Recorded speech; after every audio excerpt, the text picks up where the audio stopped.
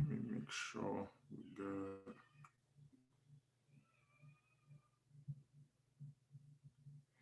All right, that's a bet. We laugh. We back again. It's your boy Devon Lassine.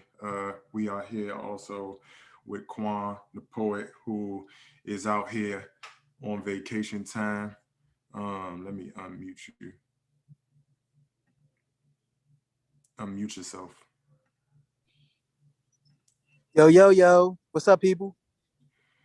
So we are back today with another topic, another episode of Eavesdrop. Today we're gonna be talking about Joe Biden's speech and some of the aftermath of what actually took place and some of the comments surrounding Senator Tim Scott as well as current Vice President Kamala Harris.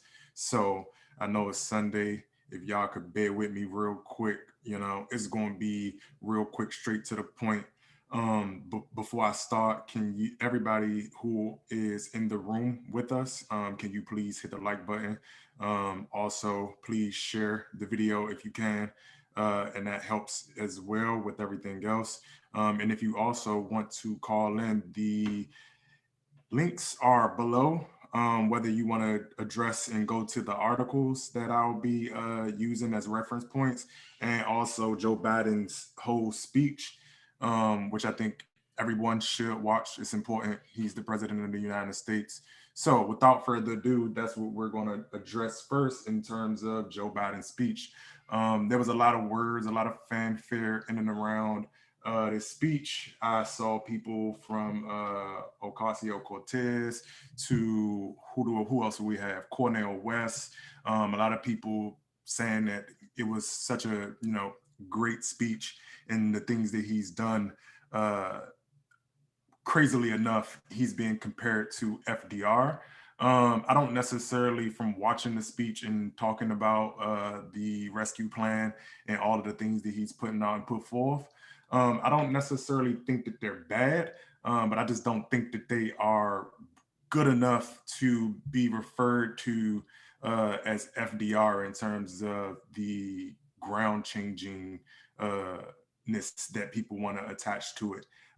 Because Cornel West made some comments in terms of calling him, Joe Biden, more courageous than Obama as he threw some shade. And then you just got like a bunch of people who are talking about it. So I watched it and I took some notes. So I got my notepad with me today because I'm not going to put the whole video up. Again, the description is in the link below. If you want to go ahead and watch the whole thing, it's like an hour and some change. And so it's not that long. If you all want to go ahead and do that on your own spare time, I encourage you all to do so. And again, have your own opinion, critique, and if you want to, you can call in if you disagree. And so the first thing that he touched on, or the first thing that I wrote down in a lot of the conversation in and around it, he talked about hope, keeping hope alive, and he went on to the story about asking about the vaccination. And the lady talked about a dose of hope. And you all know I've covered hope, toxic hope, in terms of having a discussion in and around how much hope is healthy. I do think there is credit to be given in terms of the rollout of the vaccination. But I don't want us to think the rollout of the vaccination and us being vaccinated is going to be a cure all to all of the other myriad of issues that is the economy, that is people not having jobs, which he does get down to address. But this rollout, this vaccine is not necessarily a position to put us in, I would say, hopeful days where we aren't critiquing Joe Biden and Kamala Harris and not and forgetting that we have to continue to hold people to account. So I don't have any bad thing to say, I guess, about the vaccination and having hope. I just don't want people to get so hopeful that we forget to hold those people accountable who are in office who we elected to put in office. And I'm talking about it matching the current moment. Because as he went down, he talked about the monetary fund with the 6% growth in the economy and over 1 million new jobs in the first 100 days. And the only thing I would say about that is that a lot of these jobs that he were talking about, because he kept hitting it over top of the head in terms of rural America and blue collar jobs, blue collar work. And I'm all for that. But I want everybody to keep in mind and keep intact that these jobs that he's talking about without a $15 minimum wage increase, which he gets to towards the end, and I'll address that as well. If you don't have the livable wage along with these jobs, it's obsolete in the sense that a lot of people cannot necessarily make and live off of the wages from these jobs. You still have a lot of people working 2 and 3 jobs just to barely meet that requirement. And then we also have to adjust that discussion in and around inflation because, yes, I don't think the economy is going to grow as much as people are thinking that it is. I hope it does. I hope we do get the bounce back. But I just don't necessarily see it given a lot of the moving pieces in and around integrating and bringing back people into the workforce. And that goes from, again, like I always say, destabilized seniors. We got returning citizens. We got a whole group of people who just took losses just on COVID specifically alone. And then he got down to, lead pipes, infrastructure, again, talking about rural America. And I'm going to bring up the thing about the whole rural America thing and the infrastructure bill and the jobs in and around that. Specifically speaking, as a Black African American male, I don't see why us as a group specifically is happy. I do see it. I can understand why Americans in general would be excited for a lot of the things that he talked about and addressed. But in terms of our group specifically, taking this on as something that is a win for us. And again, when you have people like Cornel West coming out saying that and comparing him to FDR and putting him in the same light with all of these other people who have done groundbreaking programs and push groundbreaking policy, I think it's a lot of disingenuous behavior in that, especially coming from academics such as Cornel West, who understands politics and policy very well. I don't think it was, I don't think it's moved in a way for us that we should be something or getting something from it in a way that it amplifies and lifts us up as a group, like very specific policies that specifically address us. Because lead pipes, all of those things are great in terms of building out the infrastructure. The honest conversation is that this should have been happened. We should have been had this. I am going to applaud you, but I'm not going to overdo it and act like this isn't something that should have been done already decades ago. And again, he was the vice president under Barack Obama, so you do have to take some of those failures as well. And so moving down, he talked about the middle class and how unions built America, and how the Protect the Right to Unionize Act. The thing about the whole middle class built America situation is I don't necessarily agree. And we're going to get into it a little bit later because the comments that Tim Scott and Kamala Harris made about America, not being a racist country. I think him talking about the middle class building America is, again, a bit disingenuous, very disingenuous when we're talking about addressing a lot of the historical systemic issues, because he did address white supremacy and racism in America, but it's not full-throated, because you have to start saying slaves built America if you really want to hold America to account in the way that you're talking about.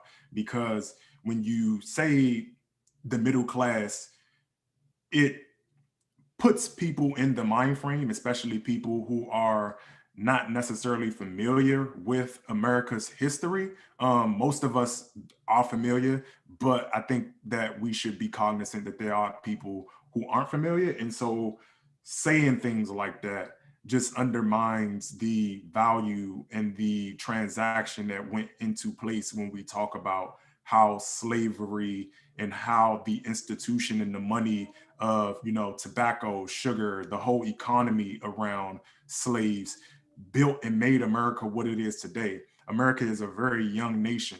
And so when you make comments like that, while you're at the same time trying to make statements about white supremacy and addressing a lot of these issues, we need to specifically hear African Americans, slavery, African Americans, slavery, because we also need, again, for it to be wins, for us to be celebrating like this, we need similar policy like how we saw came out of an executive order when we talk about the Stop Asian Hate Bill. And again, I'm not upset that people got the bills that they have and got the policy that they have, but when does it get to a point when we as a community are getting specific policies that address our specific needs from a specific issue, from a specific event that took place and continues to take place over time, right?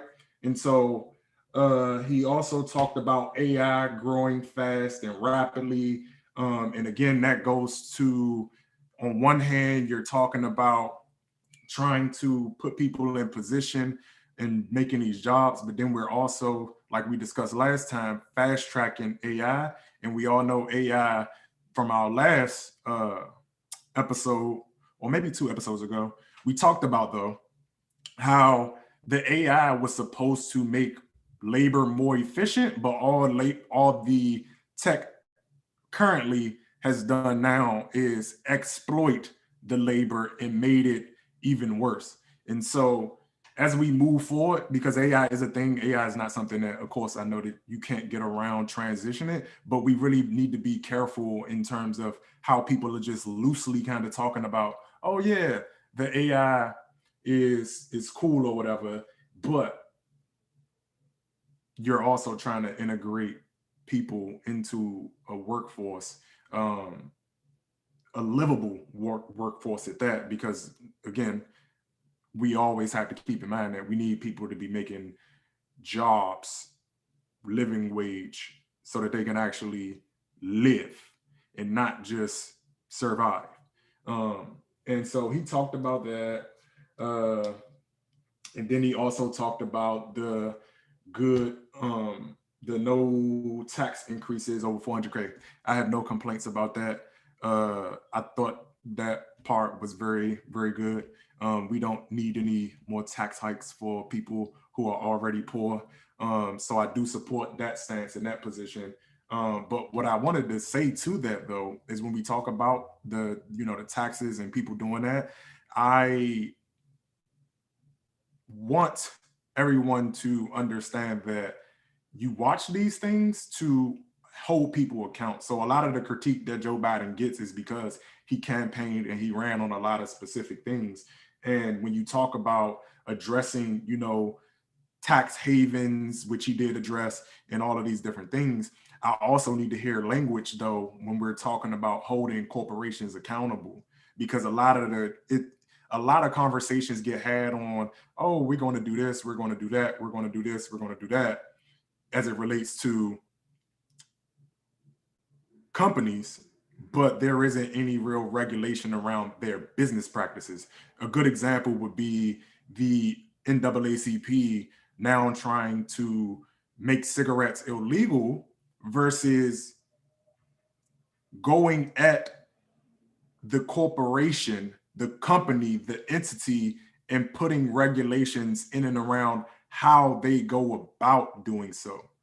So instead of basically addressing the corporations head on and saying their names and making a point to address how they are exploiting certain levels in the supply chain and all of these different things, you just are now trying to make it illegal without really addressing the larger issue. Because people are going to smoke cigarettes. You're now just going to create a situation in an environment where you're likely to increase the policing issue that we have in the country, because now we're going to have people getting them illegally and it's going to be criminalized. So again, the intent is good. I hope I see where you're trying to go with that one. But when you look out and you see the outlook and you see how it all comes together, I don't think making or addressing things in a roundabout way helps us at all. But what did you have to add to that, Quan, in terms of the speech? I don't know if you saw it or not. I don't know if you saw the speech or not, but what did you have to say in and about all of the rumblings that went down after Wednesday night? Um, it was a pretty decent speech. I was kind of surprised at the fact that a lot of the Republican base didn't really react to a lot of the different, policies that they obviously are going to be full intended to block. Normally in normal cases, you know, they let it be known that, hey, we're not happy with X, Y, and Z bill. But this year they were, somewhat tame. But as far as the policies are concerned, um, I just feel like you just throwing a bunch of money that no one's going to approve of. Like, I get what you're saying and I get the intent behind it. But at the end of the day, like, what are you selling what are you selling to the other side other than we're going to spend a bunch of money? Because if that's what you're selling, then that's going to get struck down every day of the week. And that's what I'm saying is the issue to me is that Democrats are not taking in consideration that you have to give and take. You know what I mean? Like, what makes you think as a Democratic president in a 50-50 split Senate that you're just going to be able to spend upwards to what, $8 trillion? And they're going to sign off on that? That's benign. Like, I don't understand why they insist on creating policies that are obviously not going to fly with the other side. Like, I don't get the point. So I would disagree with that position, right? Because here's the thing. You don't want to, that's part of the problem with America, is that the politics are done in a way where you go in the room having already capitulated to a far right wing entity.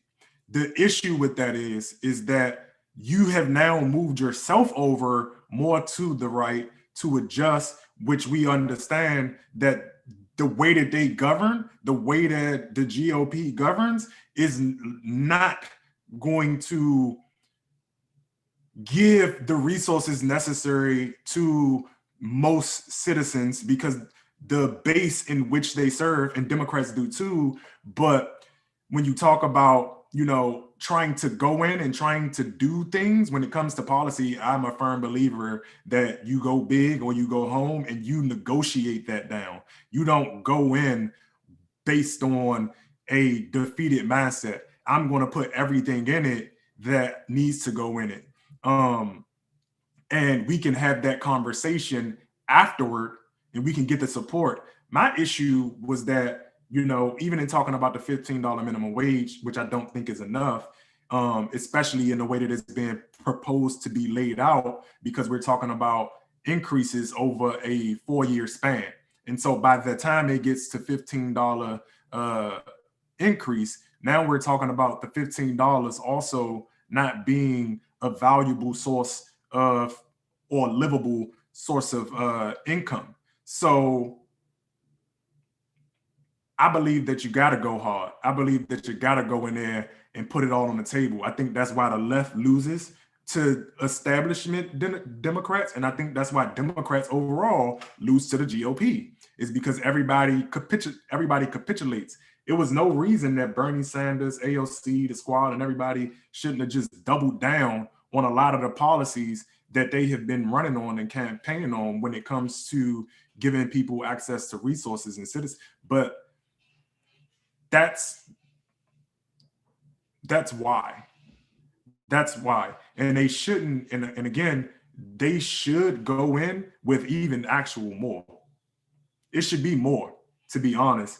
And it should be also reparations on these conversations and windmills, because again, if we're talking about addressing actual white supremacy is strictly derived out of race and the creation of race for business endeavor slavery, which produced the largest amount of wealth for a nation in history. We need to, if we're really going to have a serious conversation, we need to do that, because part of the reason why we don't get reparations is because people enter policy with how you just said.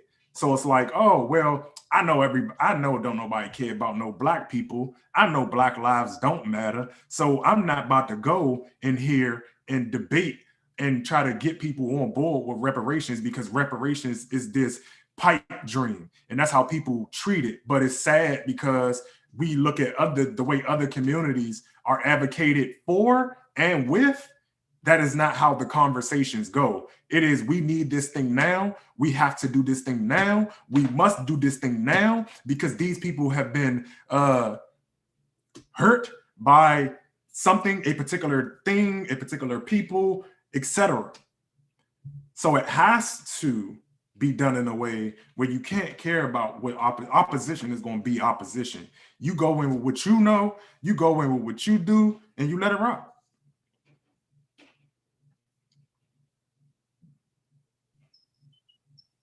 What'd you say? No, I was saying, oh, am I let me check and see if I'm muted. No, you're not. No, okay. Yeah, I agree with that point. It's just, to me, the way I look at it. Oh, thank you.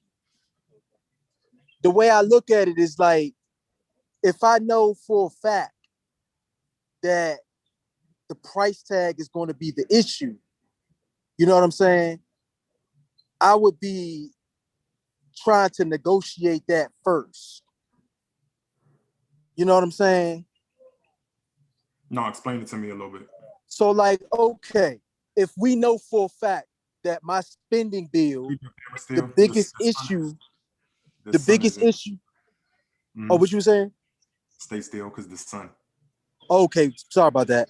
If I know the biggest issue is going to be the price tag, one of the first things that I'm going to try to do is to negotiate the price tag, or put in consideration what the other side would also consider as far as the price tag. Because again, you could go big all you want, but the problem I have with the Democrats is they don't move off of being big. So it's like, okay, you're not going to move.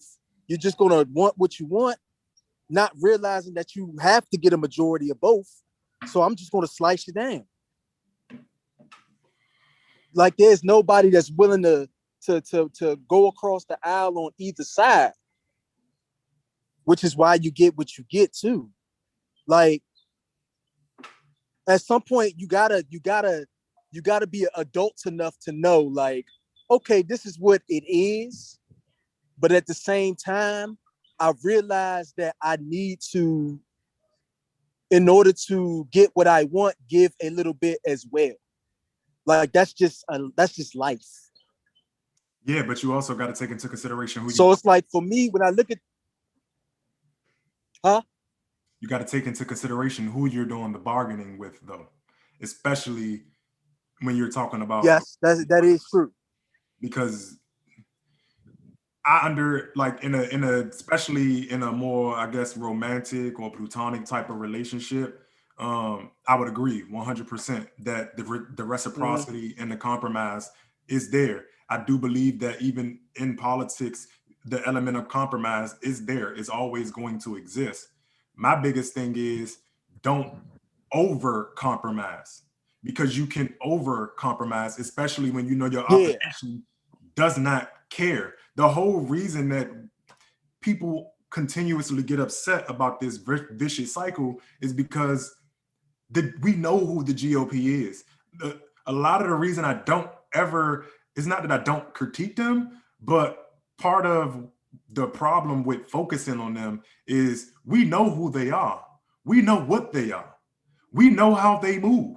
So when if we're going to move forward the way people are saying, that means that I have to disregard a person who is trying to regress, because it's not a matter of talking to a opposition that is opposition in good faith.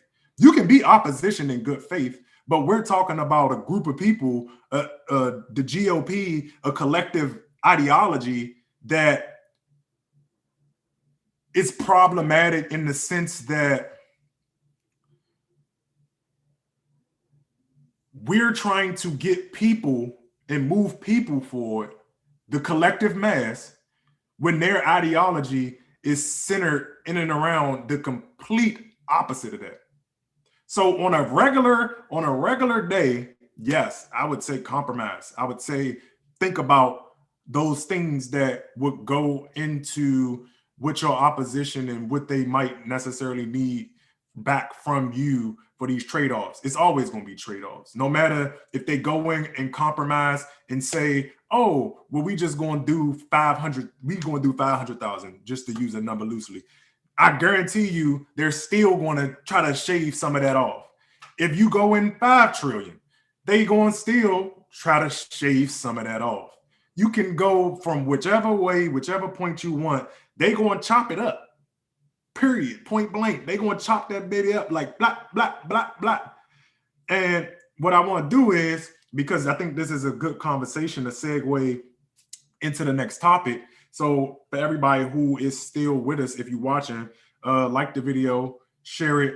And if you are here with us, leave a comment. Tell us what you think. Tell us how you feel about the speech if you watched it. Just in general, and even how you feel about his first 100 days.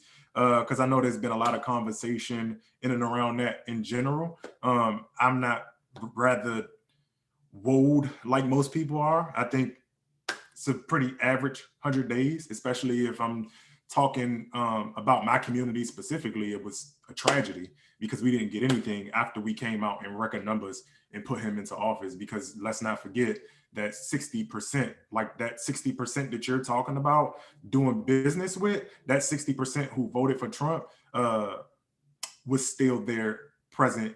And the race was too close for comfort. So I want us to all remember and reflect on that.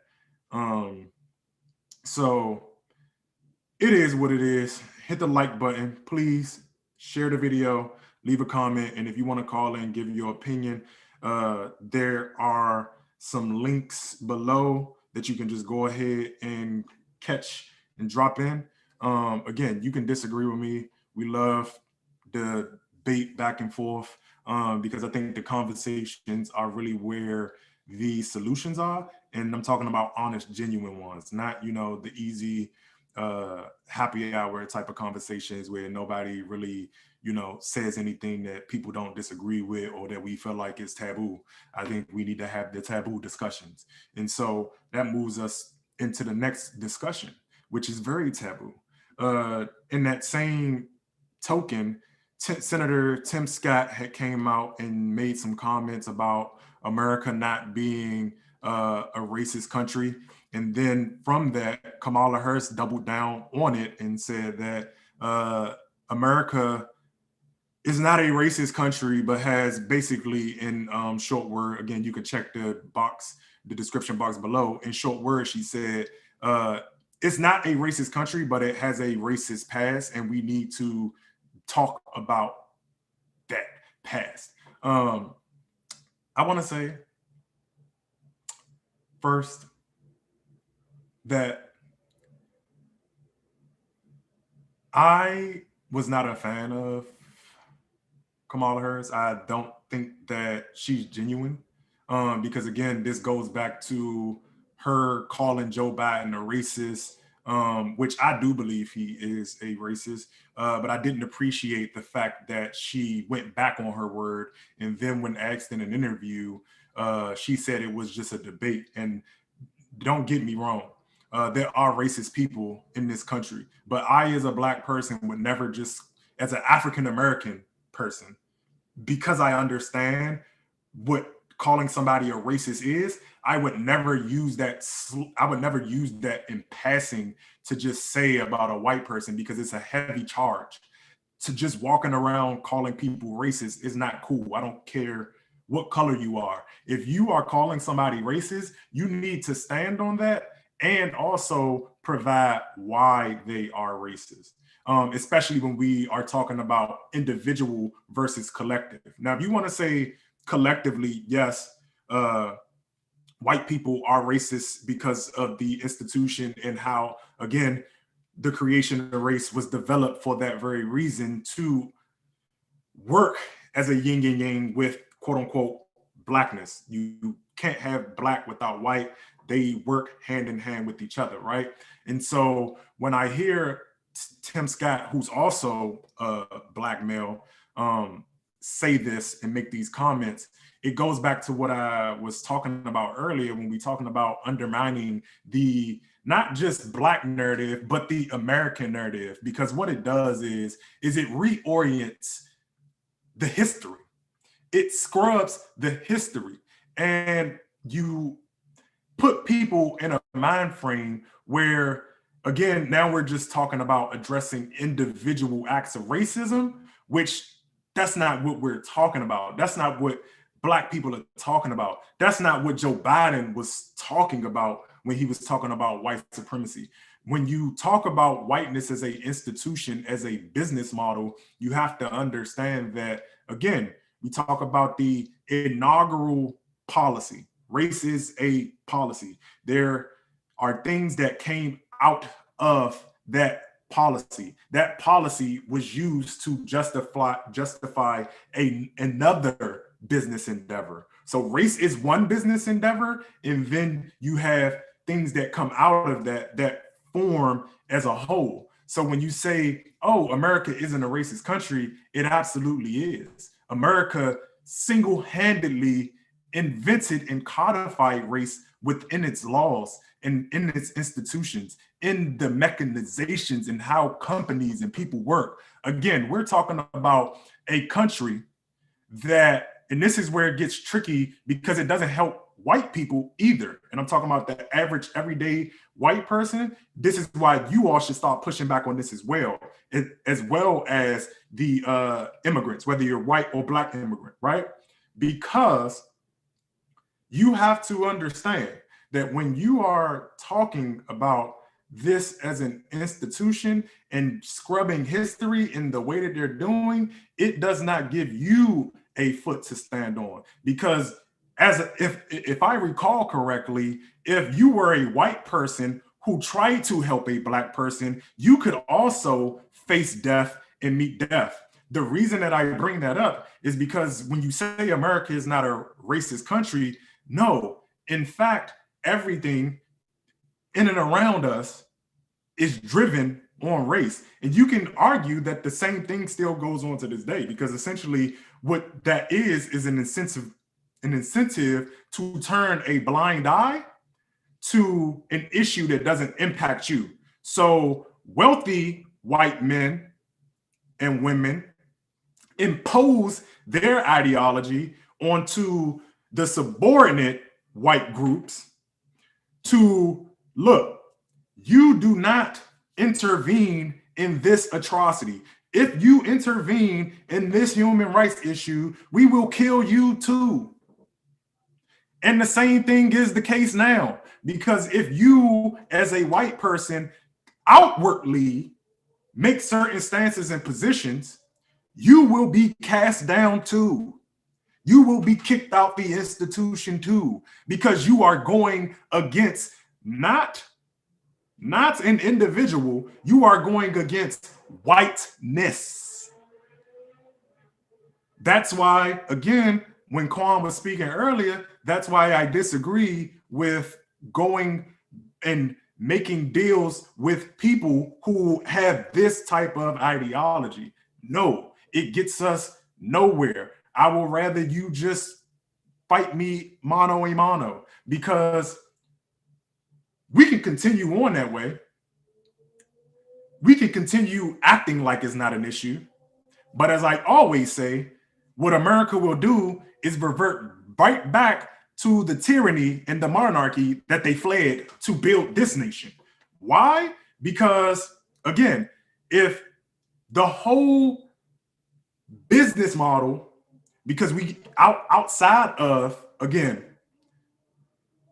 outside of individuals, we have laws that were put on the books. Segregated government, segregation was a thing. Employment, segregation. That's a policy that has influenced every business, every endeavor.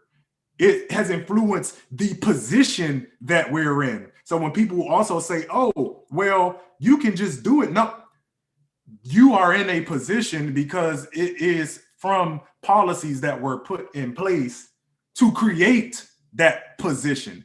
So you have war on drugs, you have covenants, you have redlining, you have all of these different things that influence how people move. So even if you aren't a racist white person who strongly feels that I don't necessarily hate Black people, but guess what? For you to survive and matriculate, you have to shun and move away from Black people.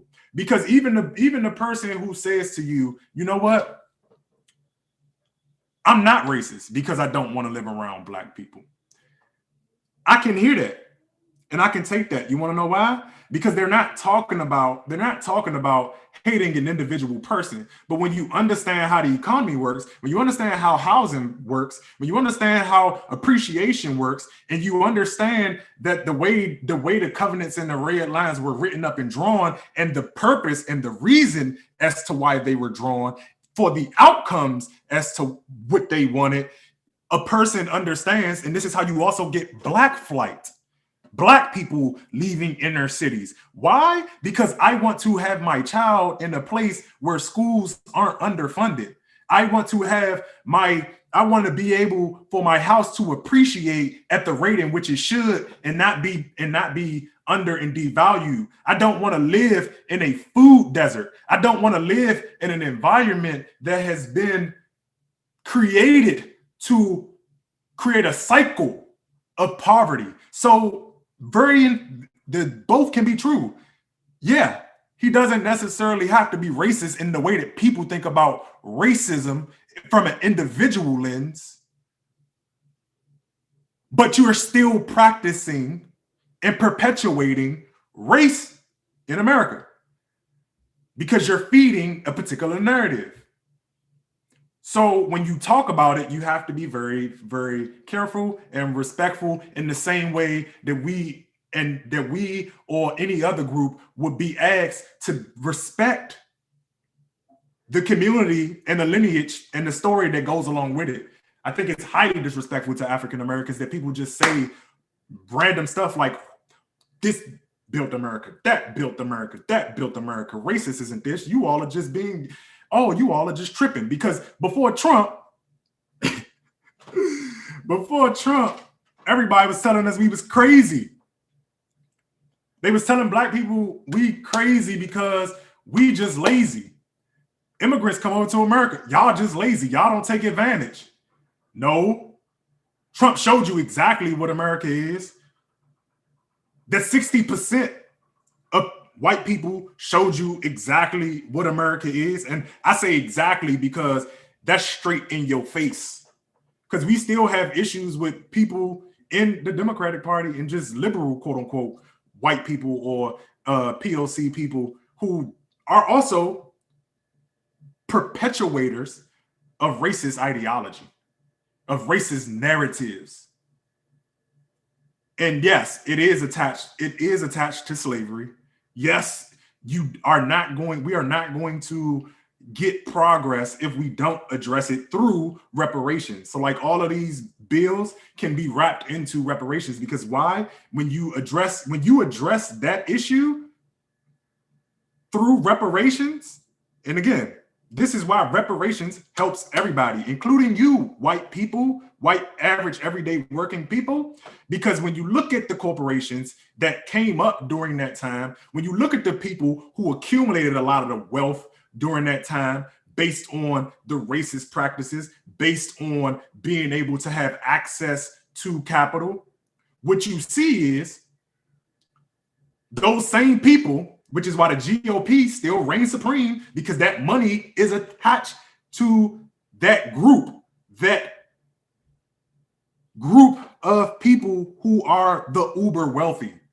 Do you have defected people who are not that way? Absolutely. I'm not just saying every wealthy person is racist. But what I am saying to you is a large number of them, how they accumulated and even passed down those transfers, come from having that advantage. So if you don't do that, white people, it's hard to have labor fights.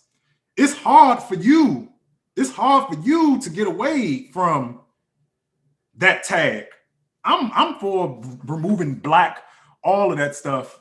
I don't want to do black, white, Latino, or Asian no more. No. What we're going to do is that we're going to go around the room in the same way we do like the his, hers, and the pronouns and all of that. We're going to specify. You El Salvadorian? Okay. You Spaniard? Okay. You're Irish? Okay. You're African American? ADOS? Okay. You're Senegalese? Okay. And let's figure out how to propose specific solutions and solutions that intersect. Because we can't keep doing the aggregated thing, because that's also a part of race and racism. Every time we do that, you manipulate a narrative. And how can I put this? You manipulate the narrative by omission. Because when you use catch-all terms like white, black, Asian, and Latino, who else is in there? What else is in there? Because you can say black, and black can speak to so many different people that do not have slavery attached to their lineage. So it does not impact them the same way. They do not have the same issues as a result from being in a country that was hyper violent economically, physically, mentally, to a targeted group of people.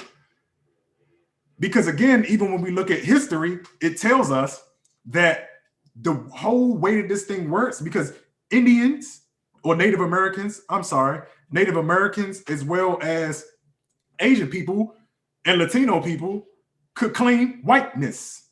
So that means that, look, if you are willing to turn a blind eye to what America does, whether it be its imperialism, whether it be its domestic terrorism, you will be rewarded just for turning a blind eye to it.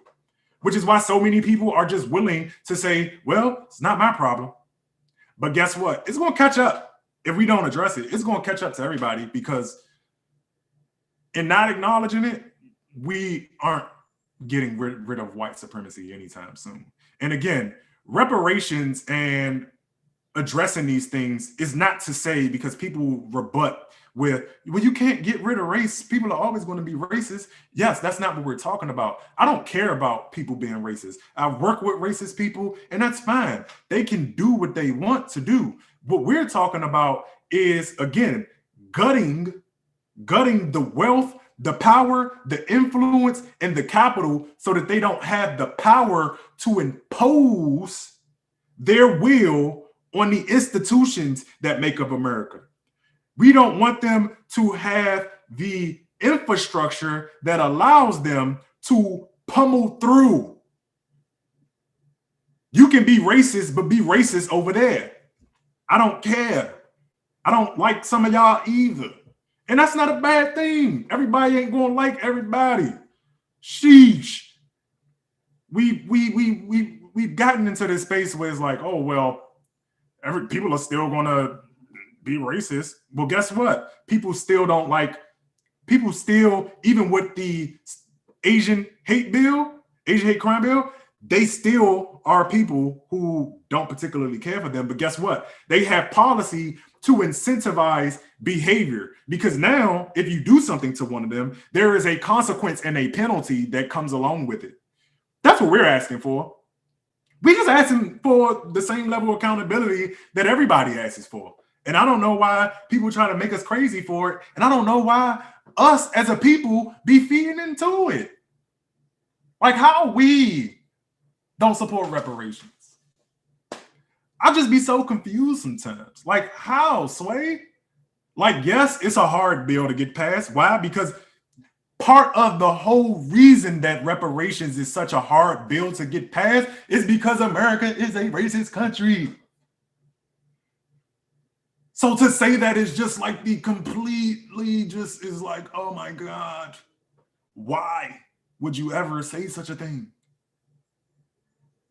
Did we not just see like the last 2 weeks of police brutality that targets a specific group? Because again, people will say, oh, well, police do that to all. We're talking about at the rate at which it does and who it specifically targets. And even when I'm talking to the POC family, I need y'all to understand, you all are bystanders in a war.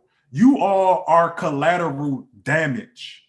Your fair share of mistreatment too, but understand why you're getting your mistreatment.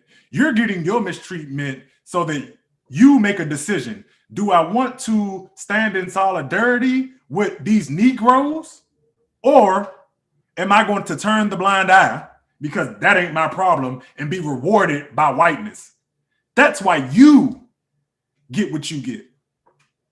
And on top of that, again, sometimes it's mistaken identity, because the browner you get, the darker you get, because race is very phenotypical.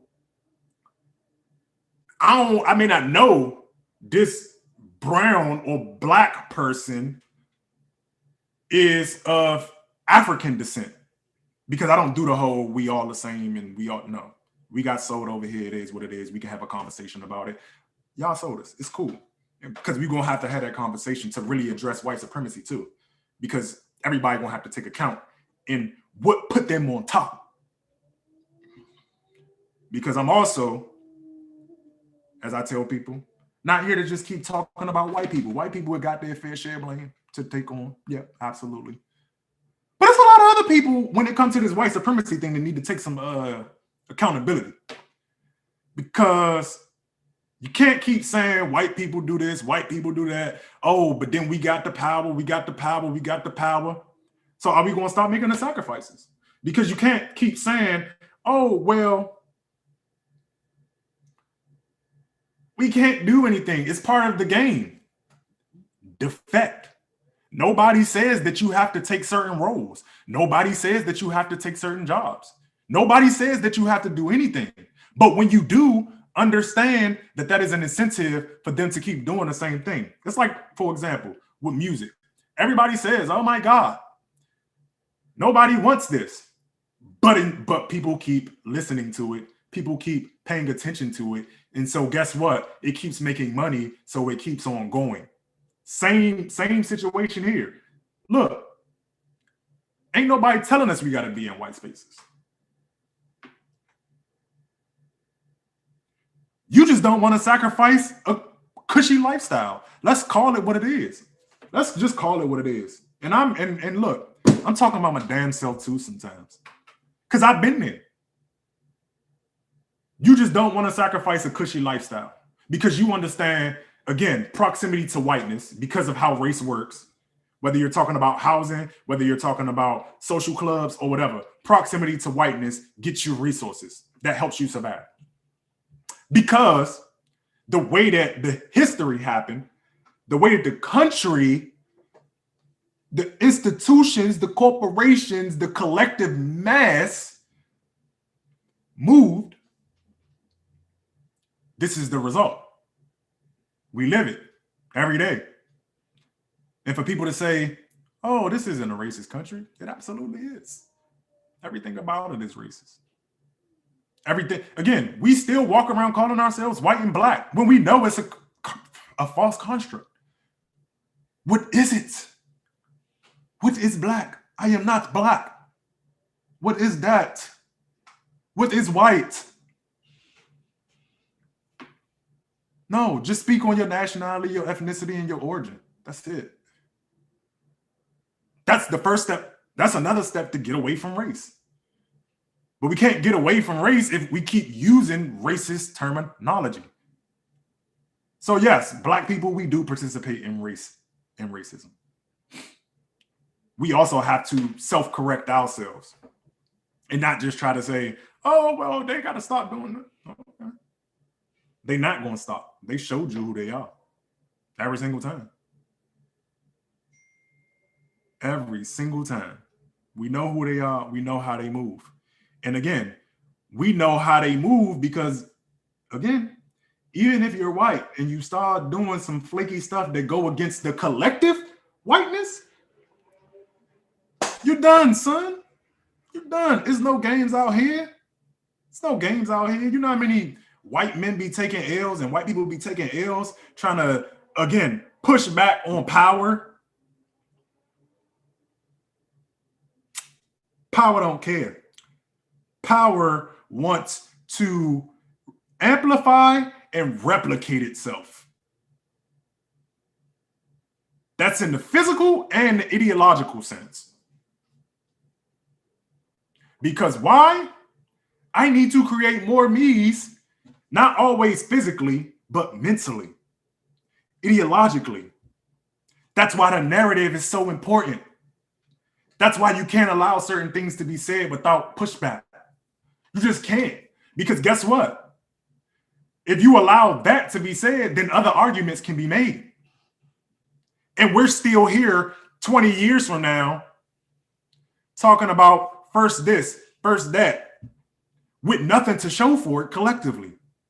Because people have a bad habit of living in the individual experience and going from that. No, when we're talking about politics, we're talking about race, it's better to keep it at the institutional and collective level.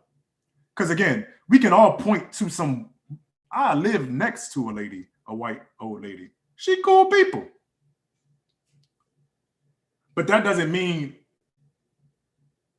just because she cool people and I know other cool white people or other, again, even when we talk about the immigrant groups, just because I know some cool Latinos, just because I know some cool Nigerians, some good ones, some good Senegalese people, that don't mean that it's a whole word that's part of your collective culture to disparage my group. So that has to be addressed because that's a collective consensus that y'all came to and it's understood when it's spoken. So when people say, oh, well, everybody not, we know that. We know that. Can y'all stop gaslighting us? That's not what we're talking about here. We're talking about institutions, corporations, and nations. That's what we're talking about. Who use their collective power to impose. That's what we're talking about. Whether you know some cool subgroups, and that's here nor there. There are good people in every group, and there are shitty people in every group, including ours as African Americans. There's straight trash out there. Straight trash. Straight trash. And it's sad because in a lot of cases, they weaponize race in the same way that they complain about racists, white racists. Because you'll use your identity to hide your behavior behind trash, knowing very well that you just are a bad person. But a lot of people can't come out and critique you in a particular way, especially if you like a black woman, because that's double. And now, again, if a white man call out some elected official who's a black woman, he's automatically dubbed as racist or misogynist. Even and again, even if you're a male, it's just like, no, Let's stop hiding behind identity politics. If you're a garbage person, you're a garbage person. Point blank, period. I think we must get away from making excuses for certain people. Like even when we have conversations about Obama, oh well, he on one hand, he's so powerful. He this, he that, he amazing. Blah blah blah blah blah. I take that. I take that. Right. But then on the flip side of that, is, oh, well, he couldn't do this because of this, or he couldn't do this because of this. And, oh, you know, America is so racist. You know, Mitch McConnell, the greatest senator to ever live, he blocked everything. He like do Kim Baby Tumbo out here. Now it's we powerless. Now it's we powerless. Which one is it? Do we got the power or do we don't? Which one is it? Do we have agency or we don't? It's a choice that come with consequences. If you continue to acquiesce, that's a choice.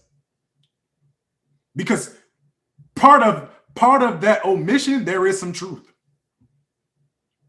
in our current, in the sense that a lot of leverage has been lost, in the sense that whiteness is on trial across the globe.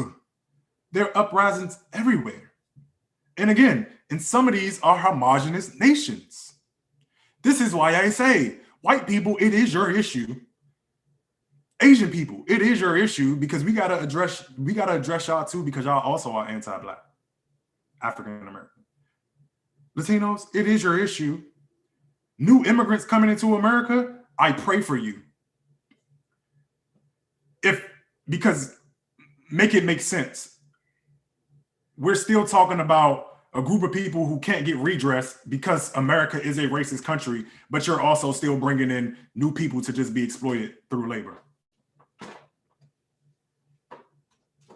Make it make sense, please. I would love for somebody to call in, chop it up.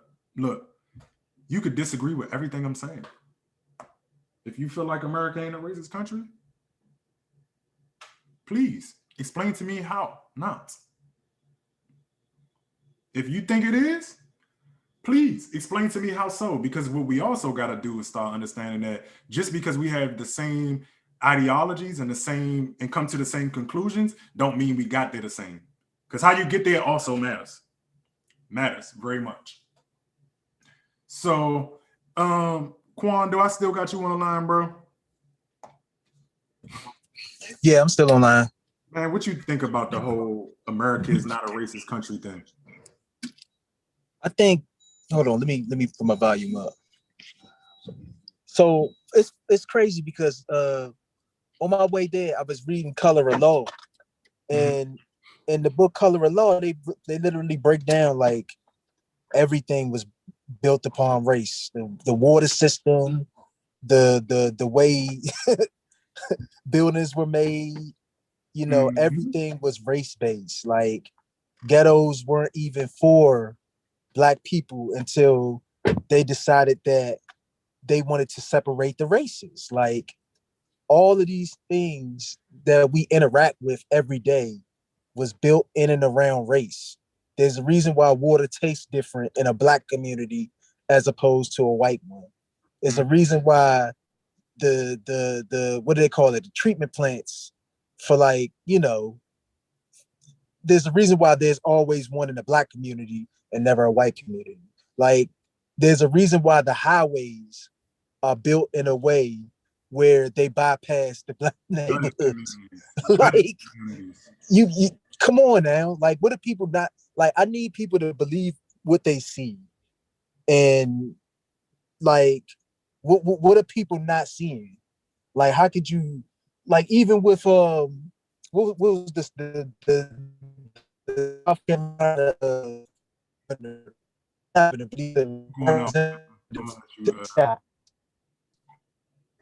gonna let you get yourself together. You're going out. Let me see. But no, he right. Because again, when you talk about the destruction, anytime we tried to build something, look, man, you got what's that? not the Freedom for Information Act. I forget what they call it. That slipped my mind so fast. It's a veto power in terms of taking the land. Um, shit. Well, the concept is when they come and ask you to sell your home for like a project or a state sanctioned project, uh, from that point, in past, it was used to gut the black wealth or the little bit that we did accumulate through housing and things like that. And so they, what he was talking about in terms of the railroads and how they were structured and designed, they were used as tools to remove that wealth where people had housing and things like that. So It's exactly like, for example, they in our city, they use eminent domain to literally take away whole black neighborhoods. I mean, we know what Southwest used to look like before they used eminent domain to wipe it out and build a stadium. You know what I mean? Like, how could you not look at that and call it racist?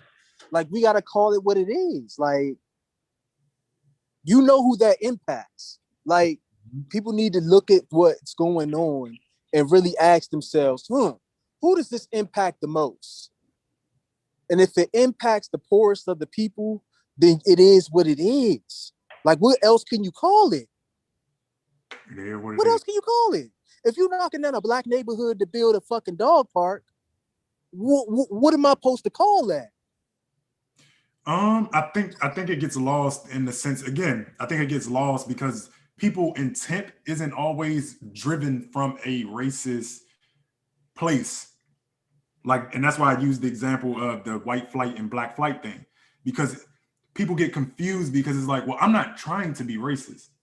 So I'm not racist because I'm just doing this thing. I just want a dog park. It's you just don't understand the impact. And that's where the universe is hardcore because it doesn't care about intent. It's just about the outcome of the action and the behavior. And again, if we weren't in the if the country had not done what it did and does what it continues to do, you could make the argument that a dog park would not be a form of gentrification, which is again not racist through intent, but it is a cycle that comes about from how race impacted housing. Just because, again, if you're white in a white community, this is why I always had pushed back on the whole, oh, people saying we're going to gentrify our neighborhood. You can't. The way black was defined and created, the moment we in slew and droves move over to, let's say, Georgetown, that depreciates because of your blackness. Your blackness is tied to depreciation of assets. Okay. So, with that being said, people don't understand. Like, look, you don't have to have the intent for the impact to be there, and that's where I call. That's why I just say it's blind spots, and that's where I don't particularly care for black people who play in white people's blind spots. And white people, watch out for these kind of black people, right? The black people will come to you and tell you all the bad things about black people, who will haha kiki so they can get access to your resources. And because I've seen it in terms of you have people who get the resources and the white person is under the mindset or intent that this person is trying to help their community when really they just pocketing the shit for itself. So you got a lot of white people who confuse is like, well, y'all got this money, that money, this money, that money. Where the fuck is it going? All of these programs, where is it going? Because you have individual people who are just using you, using the access to the institutions, not for a collective anything. And those are the black people who will make you feel good. Like most people know me. I'm gonna say what needs to be said. I'm not going to disrespect you, but at the same time, I'm not going to be that person that just always makes you feel fluffy inside, because that's not where we are. That's not going to help you. That's not going to again, bring you from your blind spot. That's not what they're do. And I want people to be covered from that. So it's like, nah, those type of black people are garbage. They're using y'all. And that's why when you see black people being like, oh no, they fuck them, and you probably thinking like, why don't I like? Because we see what they doing to you. You just don't get it because you live in whiteness. So you don't understand that. It's y'all community is set up and structured in a completely different way. So you're like, I don't know why such and such a sellout? Why are they getting this much backlash for this? Because they plan both sides. They plan us and then they plan y'all. Mm-hmm.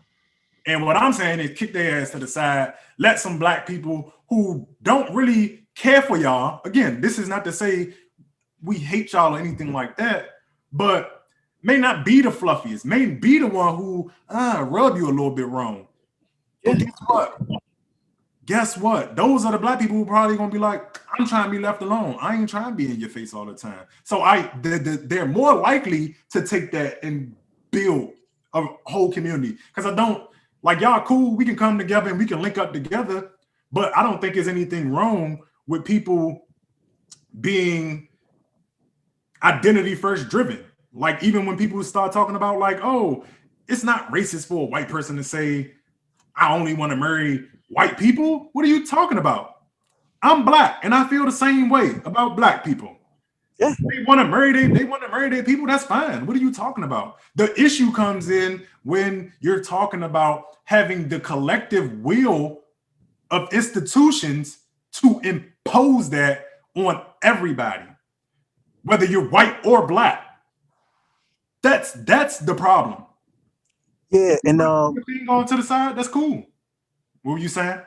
Yeah, and if I was to chime in, that's why I always say in this I don't want to call it a war, but in this battle, we're really going to have to ask ourselves how many jobs are a lot of our black people going to have to lose?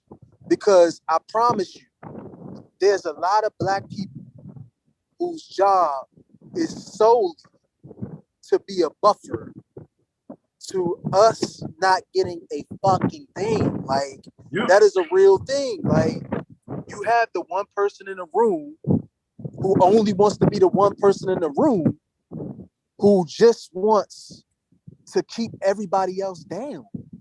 Yeah, but and they're us. And that's a different It's disgusting. Yeah, that's a different form that you're talking about right there in terms of that's a knowingly racist person. Because that's when you start talking about knowing, like choosing tokens versus just becoming a token. Because you have people who seek out tokens and then you have tokens who just blow in the wind. But those people who seek out tokens are definitely just apparatus. Yeah. Because it's like, nah, I know why you're here. I'm making you the face of inclusion without real access. And I double down on that. People need to stop getting mad at other black people for calling out our tokens. I'm tired of it. Like, if I call someone that's on that BS what they are, I don't want other black people coming in, swooping in, talking about no. No, you know what they are. You know what they're doing. You know the behaviors. You know the patterns. Call it for what it is. Mm-hmm. Call it for what it is. So we're going to end it off like this, beautiful people. If you still with us watching right now, hit that like button. Please hit the share button and leave a comment. Tell us some things that you would like us to cover, whether it be on 10-minute drill, over here on eavesdrop. Please do that. That helps us out over here as a small channel. And I want to say thank you to everybody who did take the time to come in and join us. And I'm gonna just leave with one thing, man. Look, access, diversity, and inclusion without justice and equity is torture, because you're just in the room at the whim, at the beck of whoever. And that's where we're at. We have diversity and inclusion without the equity and the justice. And so we're still in the same position, still having to play the same game in a racist country. So, y'all, I appreciate you.